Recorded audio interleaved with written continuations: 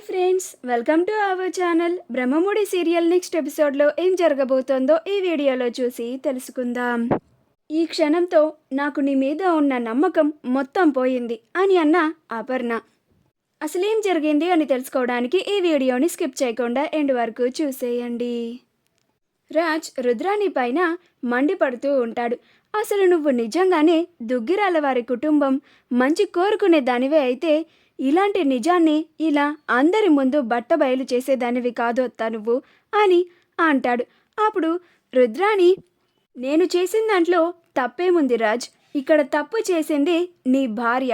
నీ భార్య నగలని తాకట్టు పెట్టి హాస్పిటల్ బిల్లుని కట్టింది. అంత నగలు తాకట్టు పెట్టేంత అవసరం ఎందుకు వచ్చింది, అది కూడా దుగ్గిరాల వారి కుటుంబంలో అని అంటుంది. అప్పుడు అపర్ణ, ఇంకా చాలాపు రుద్రాణి అని అంటుంది. ఉదయం నుంచి చూస్తున్నాను, కాసేపు నా కోడలిని లేకపోతే నీ కోడలిని నిందిస్తూ ఉన్నావు. కావ్య నగలు తీసుకొచ్చి స్వప్నకి ఇచ్చిందని ఉదయం రచ్చ చేశావు. మధ్యాహ్నమేమో కావ్య నగ ఒక్కటి కూడా వేసుకోలేదు అని గోల చేశావు. ఇప్పుడు వచ్చి కావ్య నగలు తాకట్టు పెట్టారు అంటూ ఫోన్లో ఏదో రిసిప్ట్ చూయించి గోల చేస్తున్నావు. ఇలా గొడవలు పెట్టుకోనిదే నీకు తిన్నది అరగదా రుద్రాని, లేకపోతే మనశ్శాంతిగా బతకలేవా నువ్వు అని అంటుంది. అప్పుడు రుద్రాని, నన్ననడం కాదొదినా, అసలు నీ కోడలు ఎందుకలా నగలు తాకట్టు పెట్టాల్సిన పరిస్థితి వచ్చిందో ముందు కావ్యని నిలదీయి, అంతేకాని నేను ఏదో తప్పు చేసినట్లుగా నన్నంటున్నావేంటి అని అంటుంది. అప్పుడు అపర్ణ, మరి నిన్ను కాక ఇంకెవరిననాలి రుద్రాణి, మరి ఇందులో ఉన్న పరమార్థం కూడా అర్థం చేసుకోలేనంత చిన్నపిల్లవి కాదుగా నువ్వు అని అంటుంది. అప్పుడు రుద్రాణి, ఇందులో అర్థం చేసుకోవడానికి ఏముందొదినా అని అంటుంది. అప్పుడు అపర్ణ, నీకు రాజ్ ఆనోడే చెప్పాడు కదా, ఆడిటింగ్ పెడుతున్నాము, అకౌంట్స్ అన్నీ హోల్డ్లో ఉంచాము అని చెప్పాడు కదా, అంటే అకౌంట్స్ నుంచి మనీ ట్రాన్స్ఫర్ చేయడం కష్టమవుతుంది. ఇంట్లో ఉన్న క్యాష్ కట్టాలంటే నువ్వే కావ్య దగ్గర 3 లక్షలు తీసుకున్నావు, ధాన్యలక్ష్మి 3 లక్షలు తీసుకుంది, ఇంకా ఇంటి ఖర్చులకి లక్షలు పోసి వాడేశారు. ఇంట్లో ఉన్న డబ్బు తీసుకెళ్ళడానికి లేదు.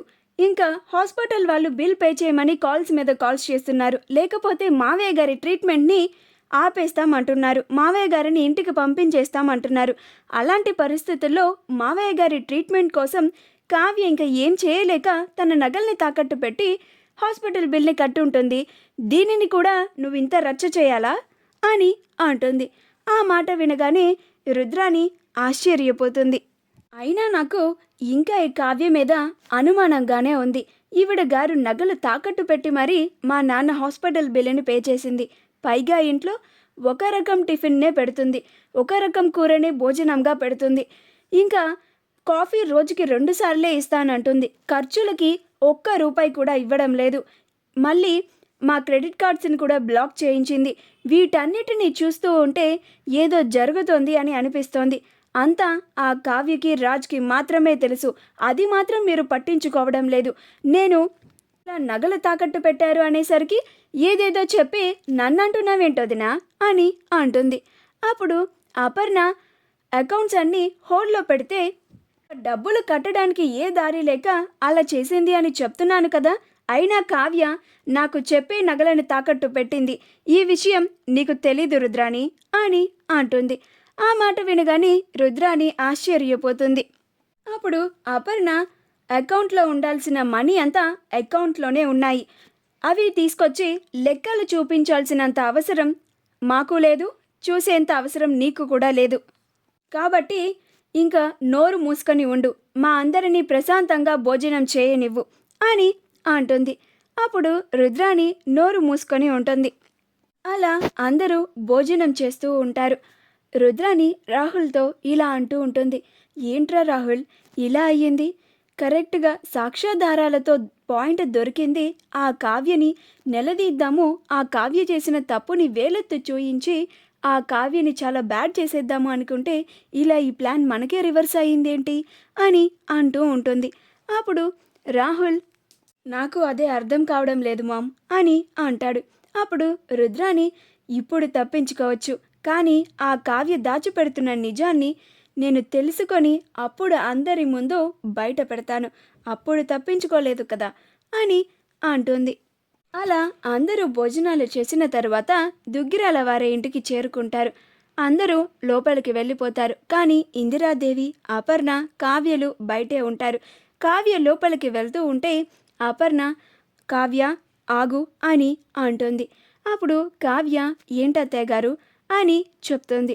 అప్పుడు అపర్ణ అసలు నగలు తాకట్టు పెట్టాల్సినంత అవసరం ఏమొచ్చింది, ఎందుకు నగల్ని తాకట్టు పెట్టావు అని కావ్యని నిలదీస్తూ ఉంటుంది.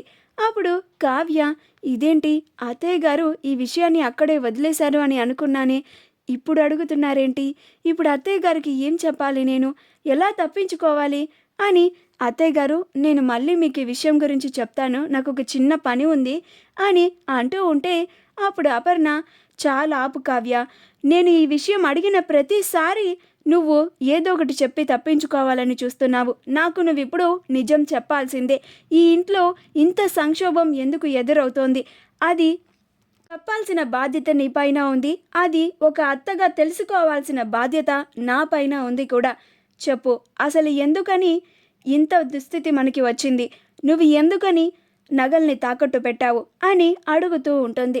అప్పుడు కావ్య కారణం మీరే అక్కడ చెప్పారు కదా అత్తయ్య అని అంటుంది.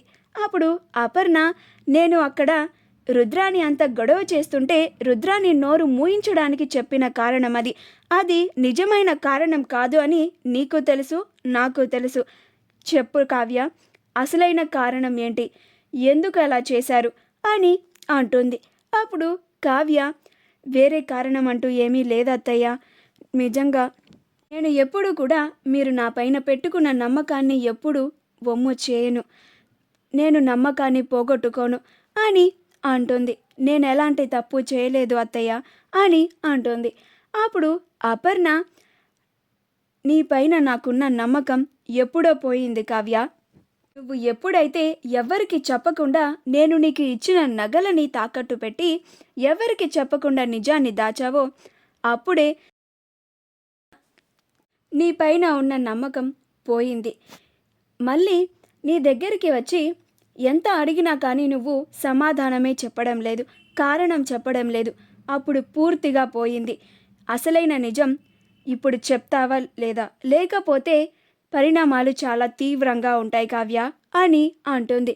అప్పుడు కావ్య పరిణామాలు ఎంత తీవ్రంగా ఉన్నా కానీ ఇంకా వేరే కారణం అంటూ ఏమీ లేదత్తయ్య అని అంటుంది. మా వీడియో కనుక మీకు నచ్చినట్లయితే లైక్ చేయండి, షేర్ చేయండి, మా ఛానల్ని సబ్స్క్రైబ్ చేసుకోండి, పక్కనే ఉన్న బెల్ ఐకాన్ని క్లిక్ చేయడం మాత్రం మర్చిపోకండి.